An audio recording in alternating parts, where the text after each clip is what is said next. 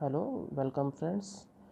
Uh, in today's video, we will discuss what is the main drawback with binary search tree and how the ABL tree will solve this problem. So first, let's start with it. Now, just assume that we have a set of keys. For example, there is a key 50, 40, 35 and 30, and the target is we have to create the binary search tree. Now here you can see total how many keys are there. There are 4 keys and they are in a particular order. So just see the order, you can say they are in the descending order. So if I have to create a binary search tree, so I will take the first element and this first element will become root as per the property of BST. Now what is the second element 40? Where it will go? It will go to the left of 50, because the property says that in binary search tree the values less than root will go to the left subtree and values greater than root will go to the right subtree. Now what is the next value? You can say 35. So where it will go? Again I will start from root node.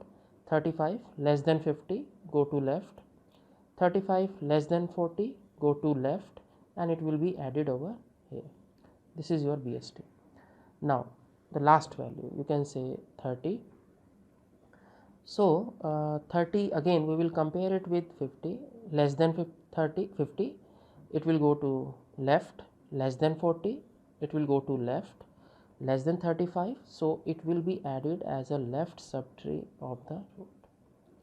Now this is my binary search tree and it is perfectly very okay binary search tree, and you can see that all the nodes has been added to the left of left. So another name of this type of tree is left skewed binary search tree.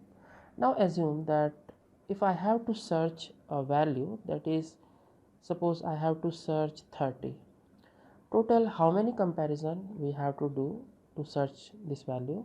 So we will compare first with the root node and your item, that is 30. Now 30 is less than 50, so we will go to the left subtree. Again 30 less than 40, so we will go to the left node. Again 30 less than 35, we will go to the left node. So there are total, you can say there are total 4 comparison, and after 4 comparison you find out the value at this particular moment. So in this kind of structure where we have a unbalanced tree and where all the nodes are on either on the left side or on the right side, the number of comparison increases, and if the number of comparison increases, then search time also increases. So in this case the search time will be you can say order of n. Why it is order of n? Because there will be n comparison. So if there are n comparison, then the search time will be order of n. But our target is we have to reduce it, because we know that in BST, a perfectly balanced BST, the time complexity is order of log n. But in our example, the time complexity is order of n. And why it happened? Because all the nodes have inserted on the left hand side. We'll take another example. Just see here, again we have some set of keys, and again this is in ascending order and number of keys are 5. So if I construct a BST, 5 will be root, then 10 will go to its left, then 20 will go to its right, 30 will go to its right, and 40 will go to its right. Again all the nodes added to the right of right. So this is also called right skewed BST. Now because of this nature of imbalance, again how many comparison is required? If I want to search a value that is called 40, we have to compare first over here, then over here, then over here, then at this node, and finally at this node. and number of comparisons are 5.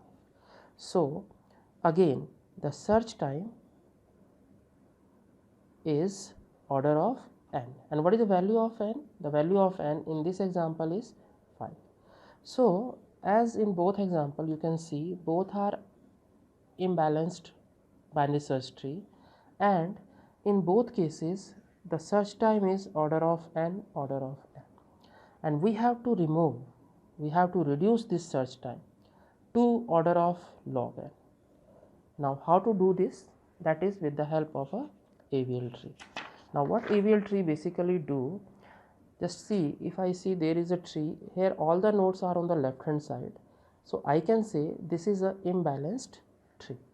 Now what the AVL tree do is, it is going to perform some rotations and convert a unbalanced tree into a balanced tree. And how it do this? With the help of some rotation. Now how many rotations are there? That depends upon which type of imbalance is there. There are 4 different imbalances. Left-left imbalance.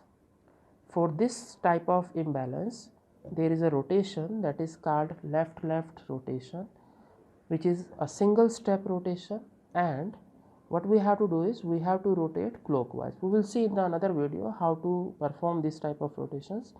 Second one is RR imbalance, right. Which rotation I will use? RR rotation. Again it is a single step and we have to rotate only once, and that is anti-clockwise. Then the third one is LR imbalance. Again LR rotation, and it is a 2-step rotation. It is also called double rotation, and we have to rotate twice, first anti-clockwise and then clockwise. And finally RL imbalance, right left rotation is right left rotation. It is again 2-step rotation. First we rotate clockwise and then we will rotate anti-clockwise. So in the next coming video I will show you some examples of how these rotation performed. Thank you very much.